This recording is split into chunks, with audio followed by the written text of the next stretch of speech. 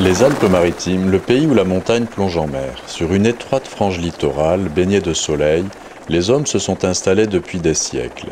Ils y ont bâti maisons et jardins. Mais pourtant ici, pas de cours d'eau, pas de plaine, pas de puits. Quelques rares suintements d'eau, bien insuffisants pour alimenter les cultures. Les pluies sont capricieuses. Il y a tantôt trop d'eau, tantôt de longs mois sans la moindre goutte. À l'est de Monaco, sur un éperon rocheux dressé au milieu des pentes boisées, le vieux village de Roquebrune et son château se dressent fièrement. Autour s'étendent 1000 jardins qui font de la commune un paradis suspendu.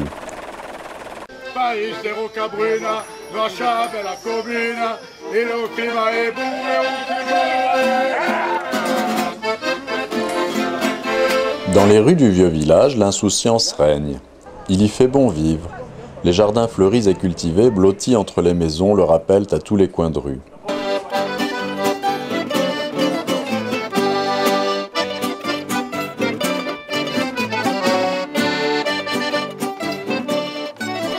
Au cœur même du village, l'eau est aussi présente. Elle alimente fontaines et lavoirs et coule même dans certaines rues. Ici, les hommes ont un secret. Ils ont su apprivoiser une eau rare et inconstante. Depuis un siècle, elle est distribuée par l'ASA. Bon, ben c'est une bonne chose. Avec ça, on va pouvoir arroser les citrons, les blettes, les salades. Non, les salades, non. Pas trop? Non. Et ben alors, on arrosera les orangers aussi. Hein.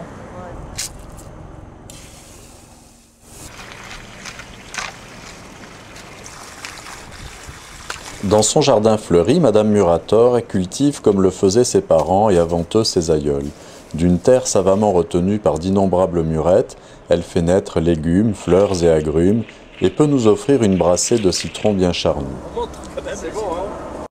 L'eau vient donc de là-haut, plus précisément des pentes du Montagel qui dominent le littoral. En effet, dans ces proches montagnes, des sources jaillissent au milieu de nulle part, tandis que plus bas, au pied des reliefs, là où sont les hommes et la terre, l'eau fait défaut. De longue date, l'idée s'est donc imposée d'aller chercher loin l'eau et de la ramener vers la côte, depuis le Montagel jusqu'à la mer. Patiemment construite à flanc de montagne, un réseau d'aqueducs a été mis en place. Tout d'abord pour activer les roues à aube des moulins à huile de Cabet et Ramingau.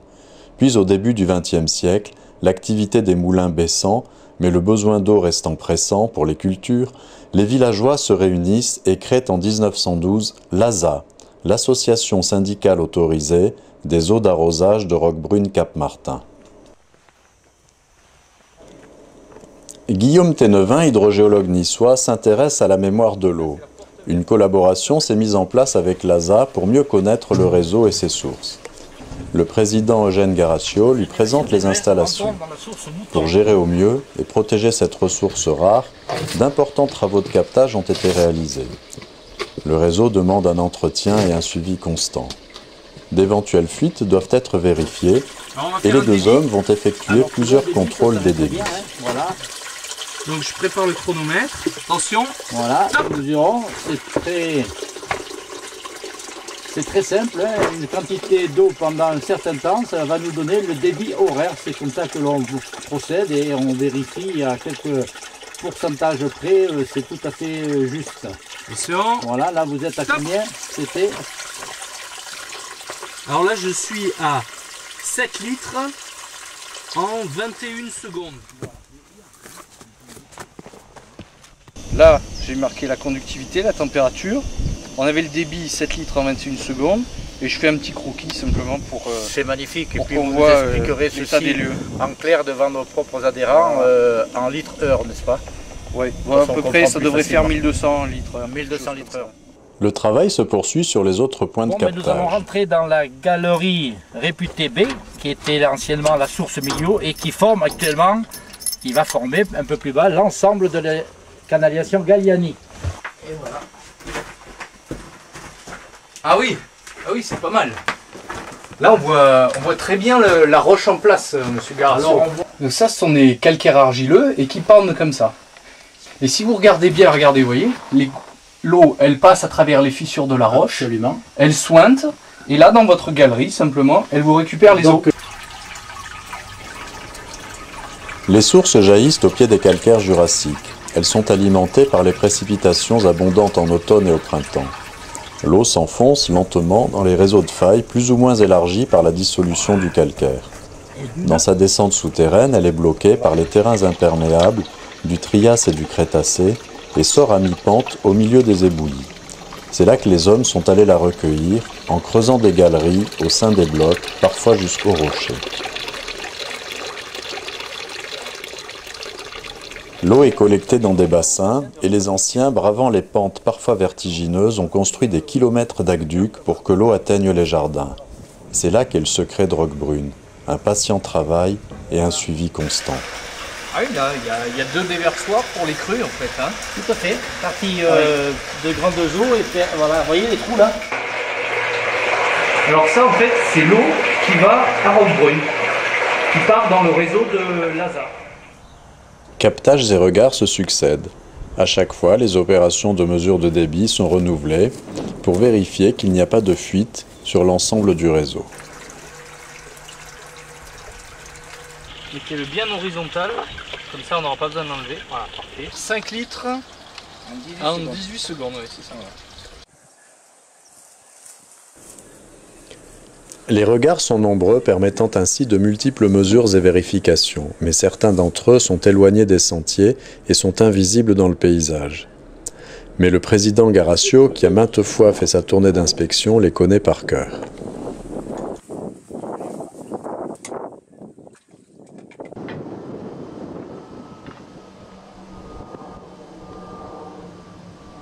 C'est un incroyable ouvrage, long de plusieurs kilomètres, qui s'étend maintenant le long des parois calcaires et descend jusqu'à la mer.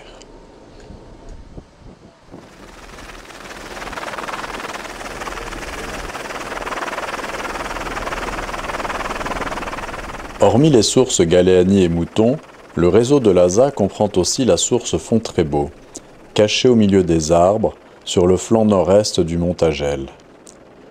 Une petite heure de marche est nécessaire pour l'atteindre.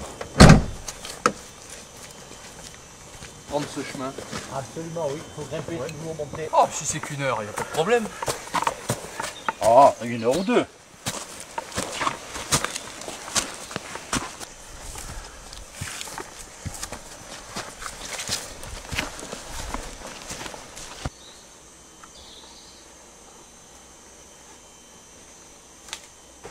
Ah ben là voilà. Hein.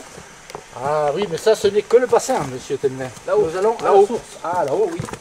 Donc là, le bassin. Et savourez votre plaisir. Voilà. Vous entendez ce doux bruit? Magnifique.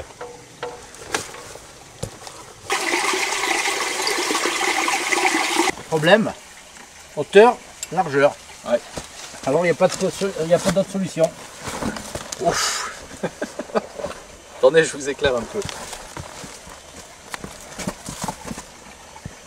Voilà.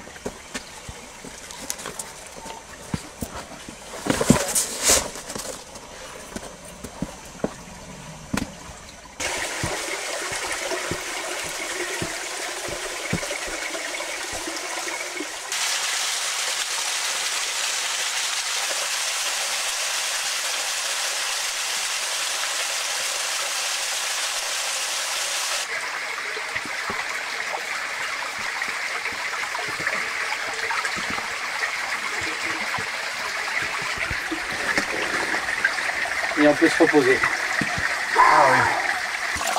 Voilà. Alors là, il y a l'eau qui sort du rocher, on voit très bien. On appelle ça un griffon en fait. Alors, un griffon, ok, hein, parfait. Avec un petit ici. Un petit griffon et certainement encore un autre ici alors. Voilà, c'est ça.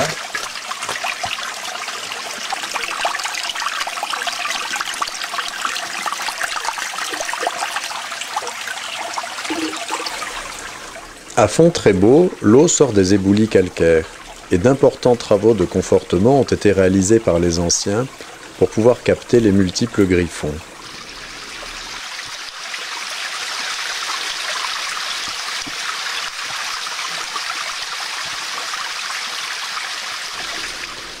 L'eau est recueillie dans la galerie où elle s'écoule en cascadant. Elle sera ensuite dirigée par un système de canalisation jusqu'au village de Roquebrune.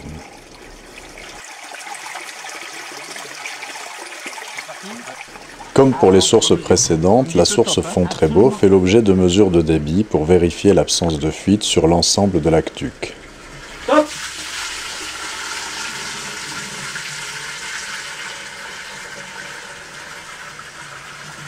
Stop. Et voilà.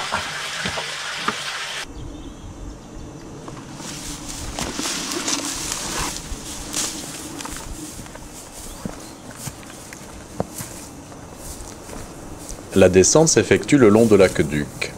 Elle est entrecoupée par l'inspection de regards maçonnés, vieux de plus d'un siècle. Avec Sainte-Agnès en face. Et la belle vue. Et la belle vue sur mon pont. Regardez à l'intérieur, hein, comme c'est propre avec les petites marques pour descendre. 1901. Aujourd'hui, la fonte ou le polyéthylène ont remplacé la maçonnerie. Mais à l'époque de la construction de l'ouvrage, les anciens avaient utilisé la chaux pour étancher le canal. La section rectangulaire, là. Absolument, hein, l'aqueduc, hein, qui était maçonnée avec les pierres d'un côté, le plâtre, la chaux qu'il faisait sur place, et tout ceci était étanche.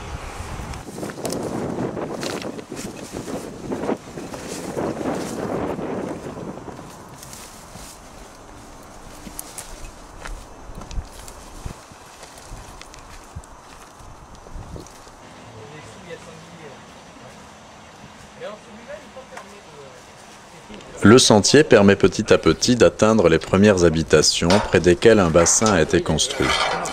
Ces vannes doivent aussi être vérifiées. Alors nous allons un petit peu ouvrir.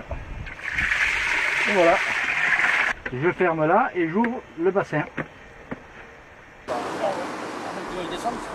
Le parcours est maintenant totalement urbain et les dernières mesures se font près de la route départementale. Ici c'est l'arrivée de toutes les sources. Voilà.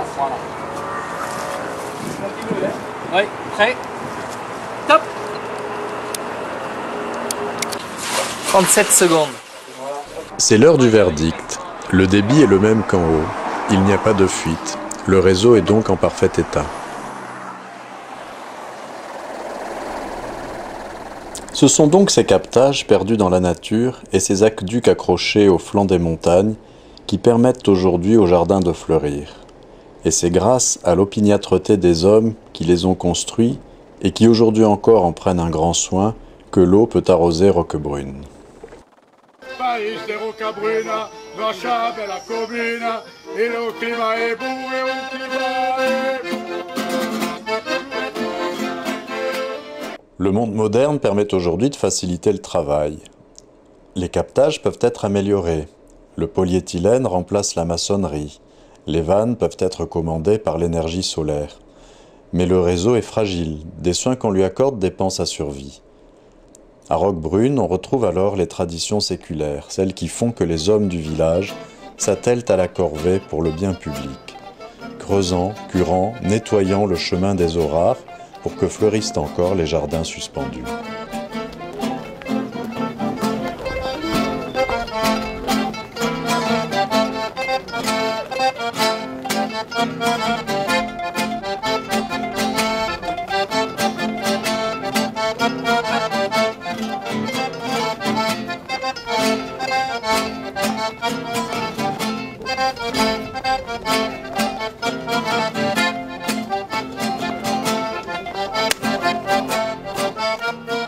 Ces 100 années ne sont qu'une étape. Le réseau peut durer tant qu'il y aura de l'eau dans les montagnes et des hommes pour cultiver jardins, potagers et vergers.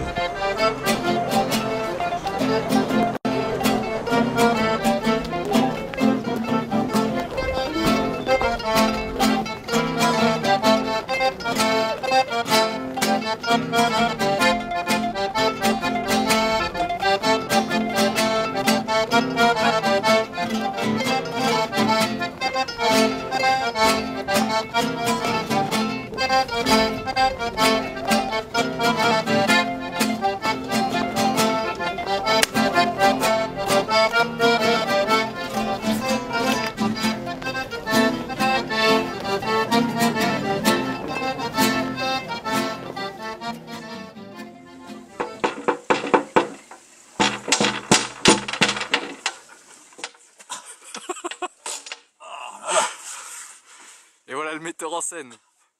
C'est loin, hein. Ça fait quoi? Ça fait bien 5 km,